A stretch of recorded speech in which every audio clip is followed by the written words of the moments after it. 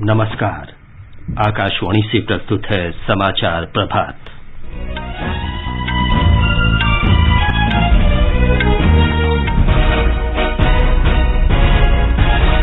सरकार ने कहा, देश भर में बच्चों के कोविड टीकाकरण अभियान में गंभीर बीमारियों से ग्रस्त बच्चों को प्राथमिकता दी जाएगी। देश में अब तक 90 करोड़ 51 लाख से अधिक कोविड टीके लगाए गए। वाणिज्य और उद्योग मंत्री पीयूष गोयल ने कहा, विदेशों में रहने वाले भारतवंशियों के लिए भारत में निवेश करने का ये सही समय है। राष्ट्रीय अन्वेषण अभिकरण ने आतंकी फंडिंग मामले में जम्मू कश्मीर के पुंछ जिले में 9 स्थानों पर तलाशी अभियान चलाया। अंतर्राष्ट्रीय मुद्रा कोष ने क्रिप्टो करेंसी के इस्तेमाल के खिलाफ चेतावनी देते हुए कहा, ये उभरते हुए बाजार के आर्थिक स्थायित्व के लिए खतरा है। फिल्म अभिनेता शाहरुख खान के बेटे आर्यन खान को एनसीबी ने क्रूज ड्रग पार्टी मामले में गिरफ्तार किया। अमेरिका ने ताइवान के पास चीन को उकसाने वाली सैन्य गतिविधि पर गहरी चिंता व्यक्त की। एफसी गोवा ने मोहम्मडन स्पोर्टिंग को 1-0 से हराकर पहली बार डूरंड कप फुटबॉल टूर्नामेंट जीता। और आईपीएल क्रिकेट में दुबई में कोलकाता नाइट राइडर्स ने सनराइजर्स हैदराबाद को 6 विकेट से हराया। समाचार प्रभात में देवेंद्र त्रिपाठी के साथ मैं विमलेंदु पांडे। देश भर में 18 वर्ष से अधिक आयु वर्ग के लिए सरकारी केंद्रों में निःशुल्क कोविड टीकाकरण अभियान जारी है। युवाओं से आग्रह है कि टीका जरूर लगवाएं और अन्य लोगों को भी इसके लिए प्रोत्साहित करें। जब तक आवश्यक न हो, घर से बाहर न निकलें और सुरक्षा के 3 सरल उपायों का पालन करें। मास्क लगाएं, 2 गज की सुरक्षित दूरी बनाए रखें और हाथ और चेहरा साफ रखें। कोविड संबंधी जानकारी और मार्गदर्शन के लिए राष्ट्रीय हेल्पलाइन नंबर 011-2397-8046 और 1075 पर संपर्क करें। देश के 75वें स्वाधीनता समारोह के उपलक्ष्य में आजादी का अमृत महोत्सव के अंतर्गत सरकार अनेक गतिविधियों का आयोजन कर रही है। इस अवसर को जन उत्सव के रूप में मनाते हुए आकाशवाणी समाचार ने स्वाधीनता संग्राम और उसके गौरवशाली इतिहास पर विशेष प्रश्नोत्तरी कार्यक्रम शुरू किया है। प्रत्येक सोमवार और मंगलवार को समाचार प्रभात में प्रसारित होने वाला ये क्विज इस वर्ष 16 अगस्त से शुरू हुआ और 15 अगस्त 2022 तक जारी रहेगा। भारतीय डाक विभाग अमृत महोत्सव क्विज में आकाशवाणी के साथ सहयोगी के रूप में शामिल है।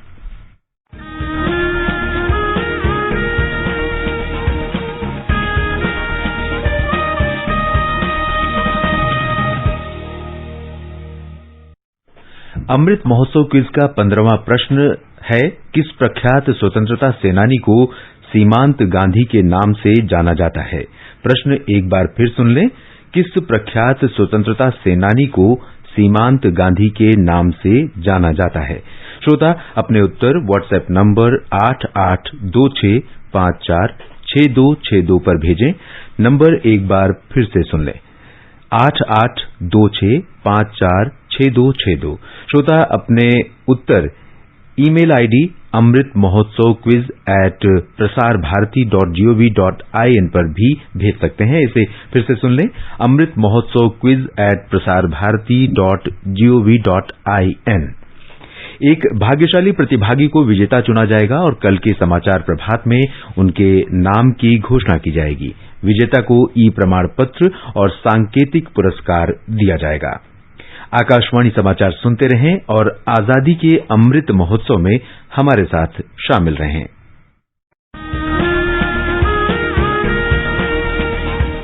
आजादी के 75 वर्षों का पर्व अमृत महोत्सव के पावन अवसर पर आकाशवाणी समाचार लेकर आया है अमृत महोत्सव क्विज। आप भी इस क्विज का हिस्सा बन सकते हैं। हमारे समाचार बुलेटिनों में पूछे गए स्वतंत्रता आंदोलन से जुड़े प्रश्नों का जवाब देकर आपसे ये सवाल प्रत्येक सोमवार और मंगलवार को सुबह 8 बजे प्रसारित होने वाले बुलेटिन समाचार प्रभात में पूछे जाएंगे। श्रोता ईमेल amritmahotsavquiz@prasarbharati.gov.in पर अपने जवाब भेज सकते हैं। आप अपने जवाब व्हाट्सएप नंबर 8826546262 पर भी भेज सकते हैं। विजेता का चुनाव सही जवाबों में से लकी ड्रॉ के माध्यम से होगा और इसकी घोषणा अगले दिन इसी बुलेटिन में की जाएगी। विजेता को प्रमाण पत्र के साथ एक उपहार भी दिया जाएगा। साथ ही विजेता का नाम हमारे ट्विटर हैंडल पर भी फ्लैश होगा। तो आइए मनाएं आजादी के 75 वर्षों का पर्व अमृत महोत्सव आकाशवाणी समाचार के साथ।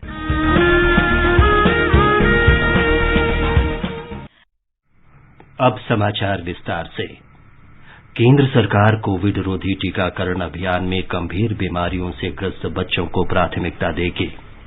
राष्ट्रीय टीकाकरण तकनीकी सलाहकार दल के अध्यक्ष डॉक्टर एनके अरोड़ा ने ये जानकारी देते हुए कहा कि स्वस्थ बच्चों का टीकाकरण बाद में किया जाएगा। देश ने ये डिसाइड किया है कि पहले सारे वयस्कों को टीका लगाया जा सके जिनसे उनको बचाया जा सके, और उसके बाद जो स्वस्थ बच्चे हैं उनको टीकाकरण किया जाएगा। तो ये उम्मीद है कि स्वस्थ बच्चों का टीकाकरण अगले साल की पहली तिमाही में हम लोग आरंभ कर सकेंगे। अब रहा कि जो इस समय हमारे पास बच्चों के लिए क्या कोई टीके उपलब्ध हैं कि नहीं। अभी हाल ही में कैडिला जाइडस की vaccine, DNA vaccine ZyCoV D आई है, जो 12 से 17 साल में सुरक्षित है और प्रभावी है। इस वैक्सीन को अभी फिलहाल केवल किशोर अवस्था के लोगों को, बच्चों को नहीं दिया जाएगा जो स्वस्थ हैं। केवल उन बच्चों को दिया जाएगा जिनमें कुछ सीरियस बीमारी हो सकती है और जिसकी वजह से कोरोना का प्रभाव ऐसे बच्चों में अधिक होता है। ये लिस्ट बड़ी जल्दी तैयार कर दी जाएगी, शायद अगले हफ्ते तक इसको सार्वजनिक कर दिया जाएगा।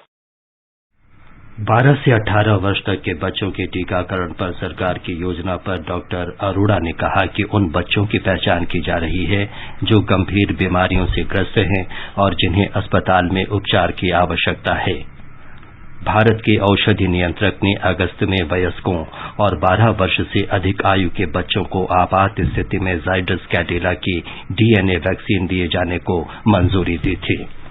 देश में अब तक 90 करोड़ 51 लाख से अधिक कोविड रोधी टीके लगाए जा चुके हैं। कोविड से स्वस्थ होने की दर 97.87% हो गई है। सरकार ने कहा है कि राज्यों और केंद्र शासित प्रदेशों को अब तक 88 करोड़ 94 लाख से अधिक कोविड रोधी टीके उपलब्ध कराए जा चुके हैं। स्वास्थ्य मंत्रालय ने बताया कि 5 करोड़ 38 लाख से अधिक टीके अब भी राज्यों, केंद्र शासित प्रदेशों और निजी अस्पतालों के पास उपलब्ध हैं। राष्ट्रव्यापी टीकाकरण अभियान के तहत सरकार निःशुल्क कोविड वैक्सीन उपलब्ध कराकर राज्यों और केंद्र शासित प्रदेशों का सहयोग कर रही है। दिल्ली में कल कोरोना के 33 मरीजों की पुष्टि हुई। दिल्ली सरकार ने बताया कि पिछले 24 घंटे में कोरोना संक्रमण से 30 लोग स्वस्थ हुए हैं। इस समय राजधानी में 386 कोविड रोगियों का उपचार चल रहा है। कल 1,37,000 से अधिक लोगों को कोविड रोधी टीके लगाए गए। राजधानी में अब तक 1 करोड़ 82 लाख से अधिक टीके लगाए जा चुके हैं। उपराष्ट्रपति एम वेंकैया नायडू आज मेघालय की राजधानी शिलांग से दावकी के बीच राष्ट्रीय राजमार्ग 40 के उन्नयन कार्य की आधारशिला रखेंगे। इस अवसर पर मेघालय के मुख्यमंत्री कॉनराड के संगमा और उप मुख्यमंत्री प्रेस्टन तिनसांग भी उपस्थित रहेंगे। ये सड़क परियोजना जापान की अंतर्राष्ट्रीय सहायता एजेंसी जाइका की आर्थिक सहायता से शुरू की गई है। इस पर 12 अरब 51 करोड़ रुपए की लागत आएगी। शिलांग से दावकी तक की सड़क परियोजना मेघालय को बांग्लादेश से जोड़ती है। बाद में उपराष्ट्रपति शिलांग में ही पूर्वोत्तर परिषद की एक कार्यशाला में भाग लेंगे। श्री नायडू मेघालय के कला, संस्कृति, खेल और शिक्षा जैसे क्षेत्रों में उत्कृष्ट प्रदर्शन करने वाले व्यक्तियों से भी बातचीत करेंगे। प्रधानमंत्री नरेंद्र मोदी उत्तर प्रदेश के शहरी विकास विभाग द्वारा आयोजित 3 दिन के अर्बन कॉन्क्लेव में भाग लेने के लिए कल लखनऊ जाएंगे। वे शहरी विकास की कई अन्य योजनाओं का उद्घाटन करेंगे। ये कार्यक्रम लखनऊ के इंदिरा गांधी प्रतिष्ठान में आजादी के अमृत महोत्सव के अंतर्गत किया जा रहा है।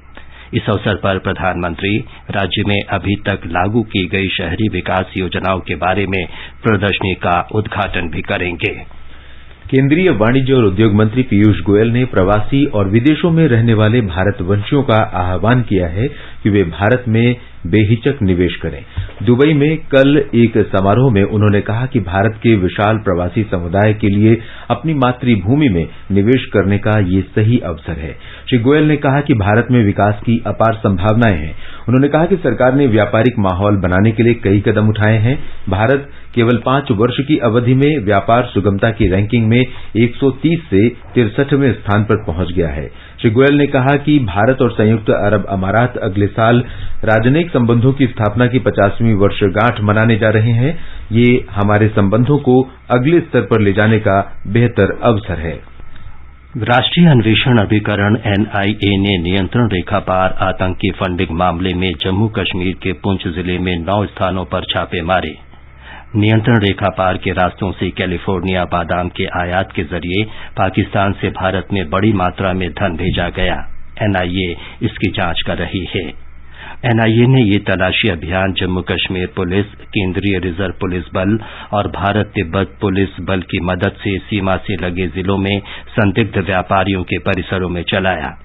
एनआईए ने 16 दिसंबर 2016 को गैर कानूनी गतिविधि रोकथाम अधिनियम की धारा 17 के तहत इस संबंध में एफआईआर दर्ज की।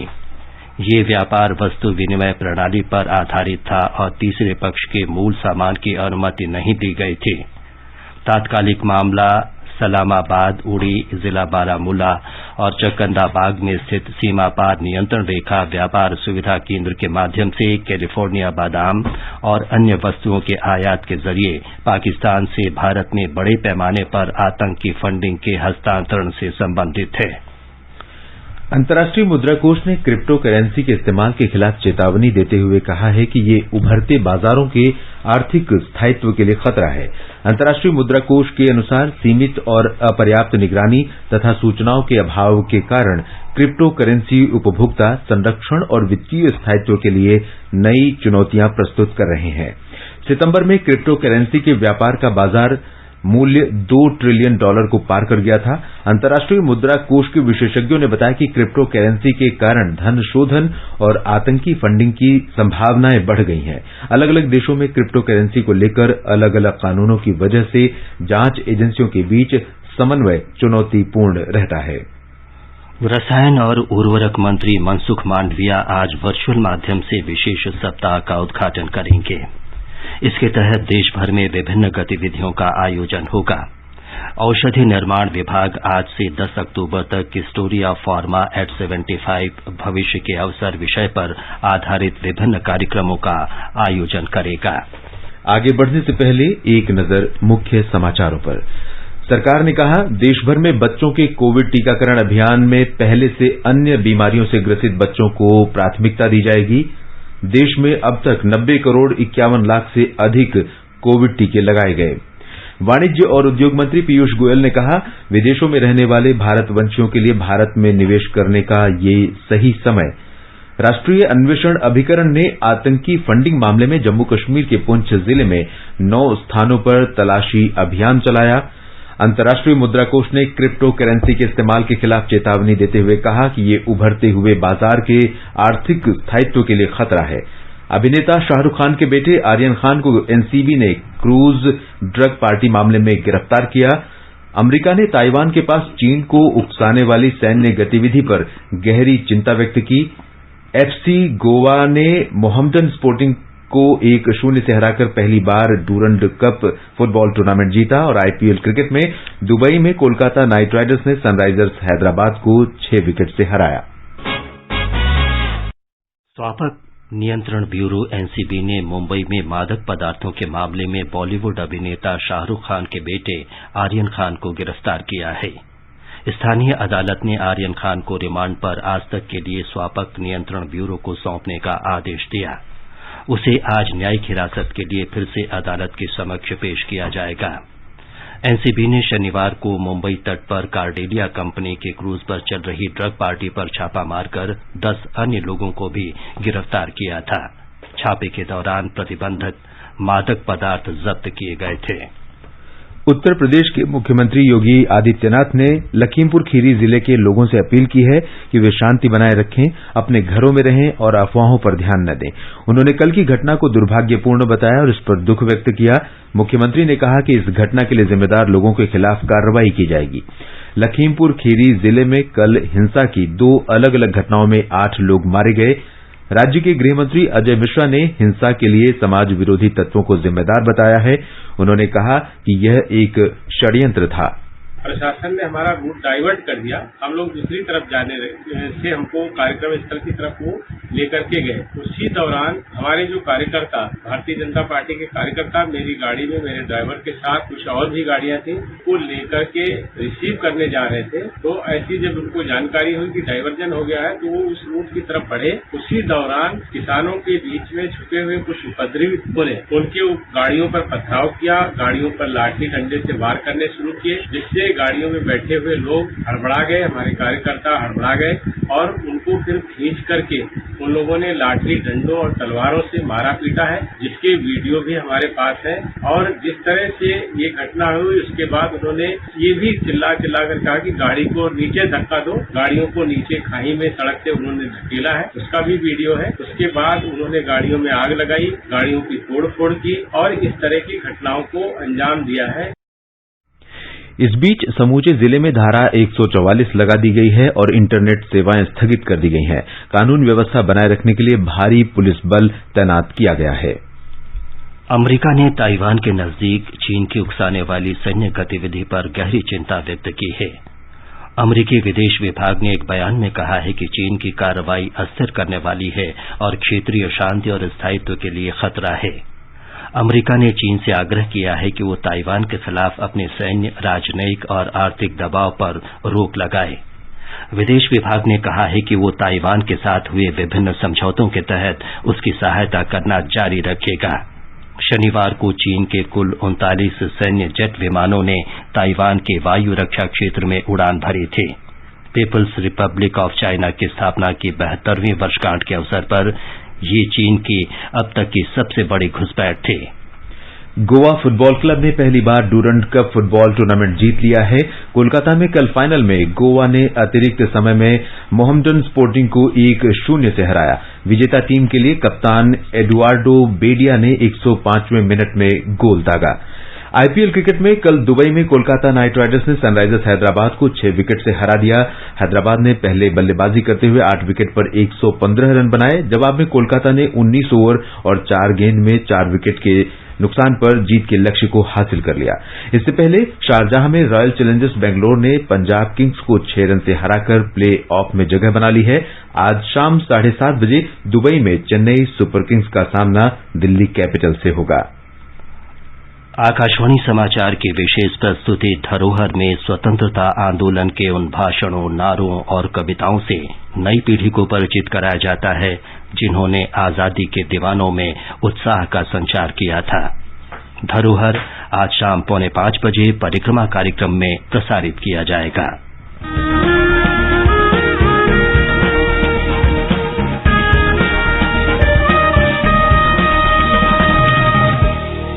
आजादी के आंदोलन के खजाने में ऐसे ढेरों शब्द जिन्होंने बदल दिए इतिहास। तारीख बदलने वाले लफ्जों पर आकाशवाणी समाचार ला रहा है विशेष कार्यक्रम धरोहर, हर सोमवार।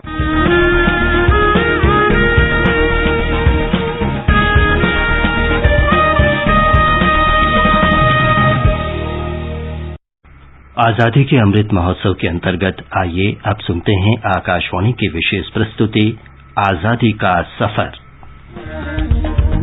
आजादी का अमृत महोत्सव।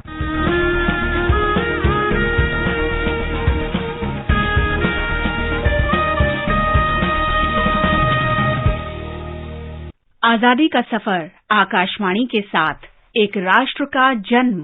भारत का शानदार स्वाधीनता संघर्ष आधुनिक विश्व के महानतम संघर्षों में से एक है। आकाशवाणी आपके लिए रोजाना ला रही है इसी संघर्ष की झलक। मांडवी मां जन्म लई जन राष्ट्र प्रेम निभावियो, मांडवी मां जन्म लई जन राष्ट्र प्रेम निभावियो। अरे भानुशाली ना सपूते आज प्रसिद्ध स्वाधीनता सेनानी और क्रांतिकारी श्यामजी कृष्ण वर्मा की जयंती है। उनका जन्म 4 अक्टूबर 1857 को गुजरात की कच्छ रियासत के मांडवी शहर में हुआ था। मुंबई से स्कूली शिक्षा पूरी करने के बाद श्याम जी पढ़ने के लिए ऑक्सफोर्ड चले गए। सन 1881 में भारत के तत्कालीन गृह सचिव ने उन्हें ओरिएंटलिस्ट की बर्लिन कांग्रेस में देश की शिक्षा का प्रतिनिधित्व करने के लिए भेजा। वहाँ श्याम जी ने न सिर्फ संस्कृत पर पेपर पढ़ा, बल्कि देशभक्ति की भावना से भरी संस्कृत कविता भी सुनाई। श्रोताओं की सहूलियत के लिए उन्होंने उस कविता का अंग्रेजी अनुवाद भी प्रस्तुत किया। सन 1885 में श्याम जी भारत लौट आए और बॉम्बे हाई कोर्ट में वकालत शुरू कर दी। भारत में रहते समय वो लोकमान्य बाल गंगाधर तिलक से अत्यधिक प्रभावित हुए। तिलक से बेहतर संबंधों ने उन्हें राष्ट्रवादी आंदोलन के प्रति प्रेरित करने में बड़ी भूमिका निभाई। इसके बाद 1897 में वो फिर से इंग्लैंड पहुंच गए और लंदन में बस गए। श्याम जी ने सन 1905 में लंदन में इंडियन होम रूल सोसाइटी की स्थापना की, जिसका उद्देश्य ब्रिटिश इंडिया में स्वशासन प्रोत्साहित करना था। सन 1905 में ही उन्होंने लंदन में इंडिया हाउस की बुनियाद रखी, जो ब्रिटिश शासन के विरुद्ध क्रांतिकारी गतिविधियों का केंद्र बन गया। वर्मा ने मासिक इंडियन सोशियोलॉजिस्ट पत्रिका का संपादन भी किया। आलोचना किए जाने के कारण अंग्रेज सरकार श्याम जी के विरुद्ध हो गई, तो वो 1907 में इंग्लैंड से पेरिस चले आए और वहां से आंदोलन जारी रखा। अंग्रेज अधिकारियों ने श्याम जी को प्रत्यर्पित करने के कई प्रयास किए, लेकिन श्याम जी ने फ्रांस में कई शक्तिशाली राजनेताओं का समर्थन जुटाकर उनके प्रयास विफल कर दिए। 1914 में वर्मा जिनेवा चले गए और बाकी जीवन वहीं बिताया।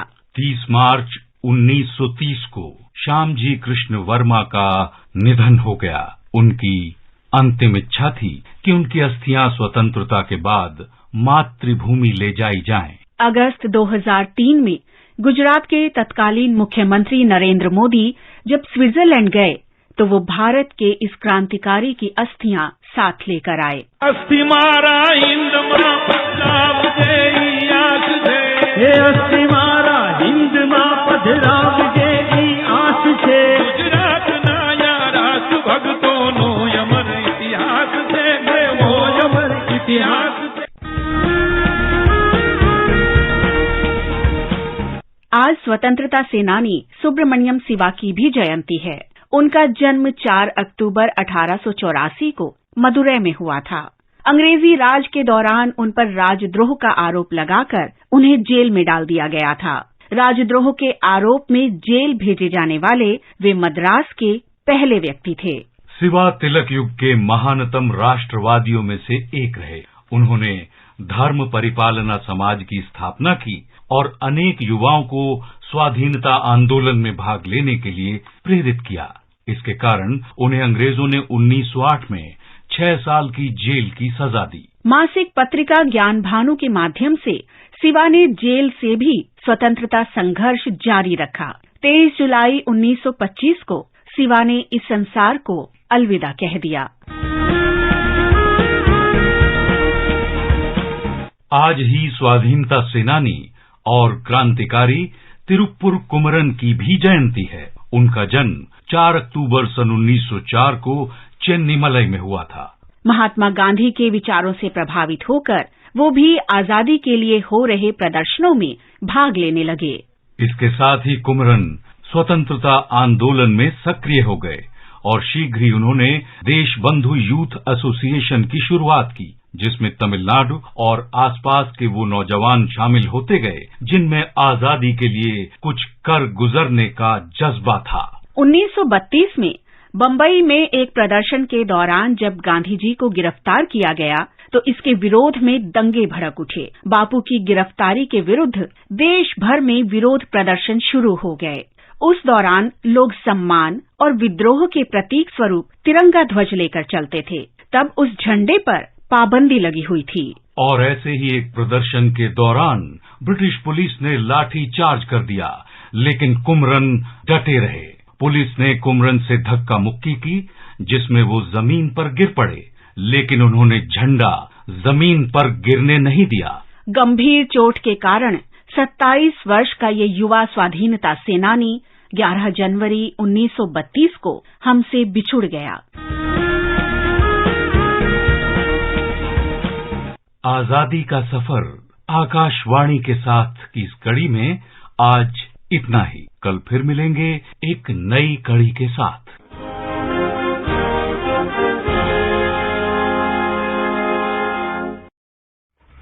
ये समाचार हमारी वेबसाइट newsonair.gov.in/hindi पर भी उपलब्ध हैं।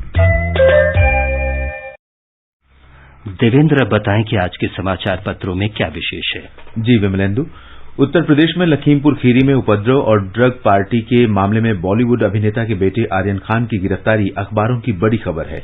लोक सत्य की सुर्खी है, उड़ी के पास 25 करोड़ रुपए के मादक पदार्थ बरामद, सिम्स से हो रही थी ड्रग मामलों की निगरानी। दैनिक ट्रिब्यून का कहना है, जम्मू में ड्रोन से फिर गिराए गए हथियार, 4 माह में 5वीं घटना। दैनिक जागरण की सुर्खी है, पिछले 7 दिन में 21% घटे कोरोना के मरीज, मौत के मामलों में भी 9% की कमी दर्ज की गई। 12 साल से अधिक उम्र के बच्चों के लिए कोरोना वैक्सीन पर जनसत्ता की खबर है।